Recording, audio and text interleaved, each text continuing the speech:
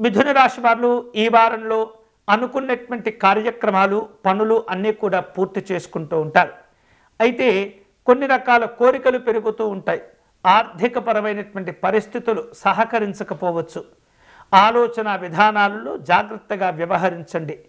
కుటుంబ బాధ్యతలు మరింతగా పెరిగేటటువంటి అవకాశాలు కనిపిస్తున్నాయి. ఆలయాలు ఆశ్రమాలు సందర్శిస్తుంటారు.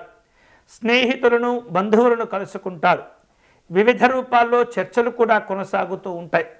అయితే విభేదాలు పెరగకుండా, అనవసరమైనటువంటి అభిప్రాయ భేదాలు కలగకుండా జాగ్రత్తలు తీసుకోవాలి. ముఖ్యమైనటువంటి పనులన్నీ కూడా నిదానంగా చేపట్టి పూర్తి చేయటం మంచిది. కొన్ని రకాల వివాదాలు నెలకొని ఉన్నప్పటికీ ఆత్మస్థైర్యంతో వ్యవహరించడం ద్వారా అవన్నీ కూడా తొలగిపోతూ ఉంటాయి. ఆరోగ్య విషయాల్లో జాగ్రత్తలు తీసుకుంటూ ఉండాలి.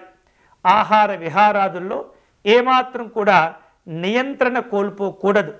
అలాగే వ్యక్తిగతమైనటువంటి శ్రద్ధ చూపించడం ద్వారా కొన్ని రకాల శుభ ఫలితాలను కూడా పొందుతూ ఉంటారు.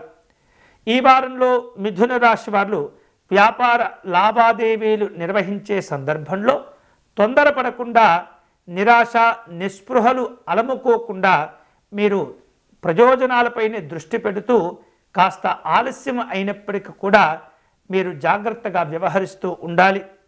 ఉద్యోగపరమైనటువంటి అంశాల్లో మార్పులు చేర్పులు కనిపిస్తున్నాయి. సినిమా టీవీ రంగాల్లో పనిచేసేటటువంటి కళాకారులకు అన్ని విధాలుగా కలిసి వస్తుంది. వివిధ రూపాల్లో తీర్థయాత్రలు పర్యటనలు ఉండేటటువంటి అవకాశాలు ఉంటాయి. శుభవార్తలు కూడా సంతోషంగా స్వీకరిస్తూ ఉంటారు. వాహనాలు కొనుగోలు చేయటం, వాహన ప్రయాణాలు చేయటం సంభవిస్తూ ఉంటుంది. ఈ వారంలో కొన్ని రకాల అప్పులు చేసేటటువంటి పరిస్థితి కూడా ఉండబోతుంది. ఈ వారం మిథున రాశి వారు మరిన్ని శుభ ఫలితాలు పొందేందుకై, సమస్యలను దూరం చేసుకునేందుకై శ్రీ మహావిష్ణువును పూజించటం మంచిది. వీలైతే ప్రతినిత్యం కూడా విష్ణు సహస్రనామ స్తోత్రమును ఈ వారమంతా కూడా పారాయణ చేయటం మంచిది.